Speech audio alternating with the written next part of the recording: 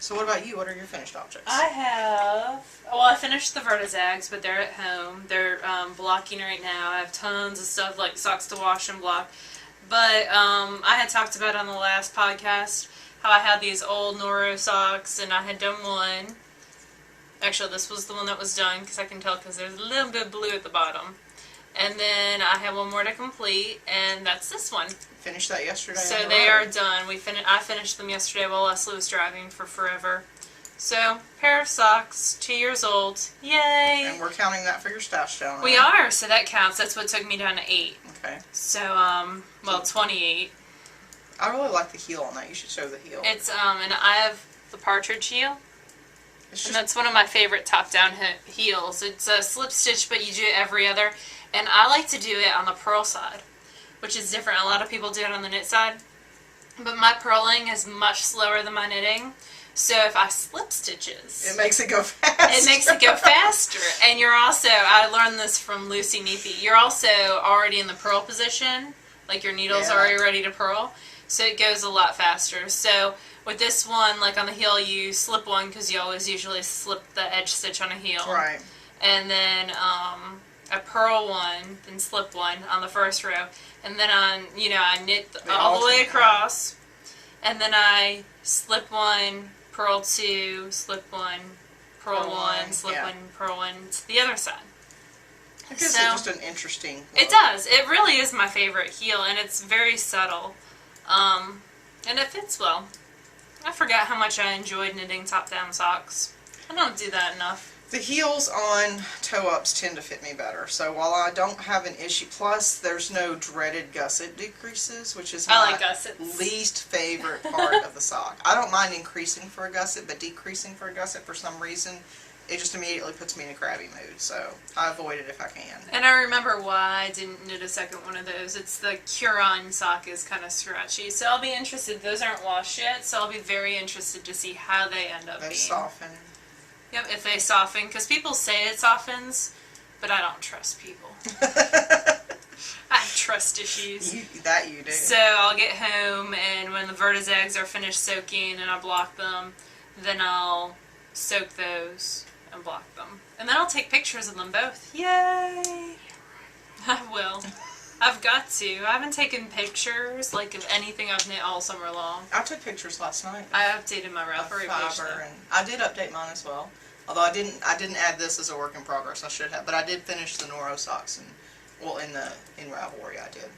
Because I took pictures last night. Your Norwegian Rose, not your Noro socks. I have Noro socks. You have Norwegian Rose. I still am trying to catch up on sleep. I went to bed at like 11:30 last night and got up at 10:30 this morning and thought I could roll over and go back to sleep. But then I thought I won't be able to sleep tonight if I get up that late. So I'm still kind of dragging ass, which may be evident in the video. Who knows? But it was worth it. I read Mel Jean Brooks' new book this morning, and she's doing a new steampunk series, which makes me excited. But anyway, I read her new book this morning. This is my excited face. I don't know who that is, so. She does, like, paranormal romance stuff, but she's doing steampunk, which I think is an interesting genre. Steampunk, for those of you who don't know, it puts it, like, in the back, like, Victorian, but with techno stuff. So, one of my favorite steampunk books that I've read recently is Soulless, and then the second was Changeless by Gail Carter. I'll link it in the show notes. Because people were saying, oh, Laura should discuss books more often. So there you go. There's a whole thread in our group for Laura's book picks. You're like Oprah. Actually, read my books. That was snotty. I have a thing about Oprah's book club. Because it's like every time Oprah does a book club, and y'all might love Oprah, and she does some good stuff. She does good things. But like with her book club, she'll recommend a book, and then like it seems like this happens every year. 6 months later, I'll be like, oh, he didn't really write that book. That wasn't a biography. That was something, or there's some kind of scandal always associated with it. And I would think, like, you can't catch everything, but it probably makes the books sell more. Yeah. Well, once they get picked for Oprah, they automatically. See, I don't even watch Oprah, so I can't even tell. Michael started vacuuming. Michael's now steam cleaning the kitchen, so I'm sorry if there's background noise. But you know what? He's my significant other, and he's cleaning. So I'm sorry. Anyhow, so what about spinning? Do you want to do your spinning first, or do you want me to do mine? I can do it. So we got a lot of spinning done at Stacy's house because everybody brought their wheels. Sarah has an Ashford, right?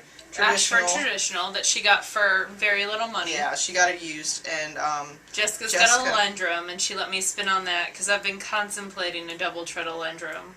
And of course, Laura now covets it and I want it. would like to possess one. And if she could get the kind of deal that Sarah or Jessica got, I would buy it in a heartbeat. Yeah. And Laura's got her ladybug, and Stacy and I both have matchless. And Stacy is older, so it gets this golden sheen. It does. So I want that. I want mine to golden up like that. Like your mom's is beautiful. Years. So yeah.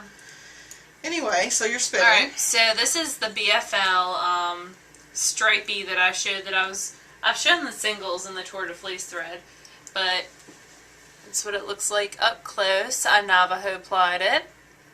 I did that because it was supposed to stripe. It's supposed to be a striping roving, and I wanted to maximize that effect of the striping. So I think it's really pretty. I do too. I got, so you wrote this down so I can remember, like 166 yards off this. So a Navajo ply, which is essentially a 3-ply. Yep, it's a 3-ply. So I would be happy with that. I think it's going to become a cowl or a hat. It would be a neat hat. I think it would be a fun hat. I'm thinking it's around a worsted. It might become a woolly worm head hat, because those are my favorites. Thinking, I can picture her in one of those random pointy-ass hats that's striped. I think it's going to be a beret style. I don't know, we'll see.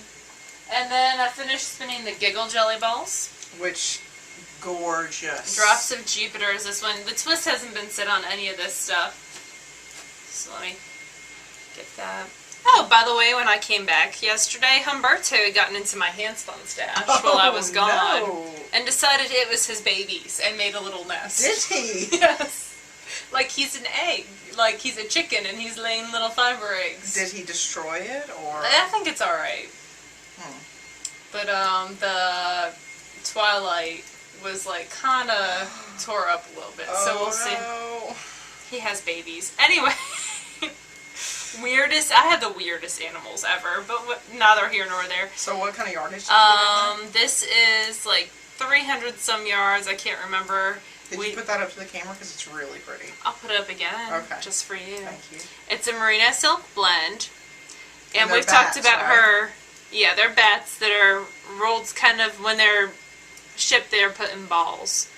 And this is the Drops of Jupiter colorway. And I think it is very, very pretty. And I like purples, blues, and grays, so I'm a little bit biased. But I like it because it's more rustic looking. This might be a better way of showing it. So it's more rustic. And I like it.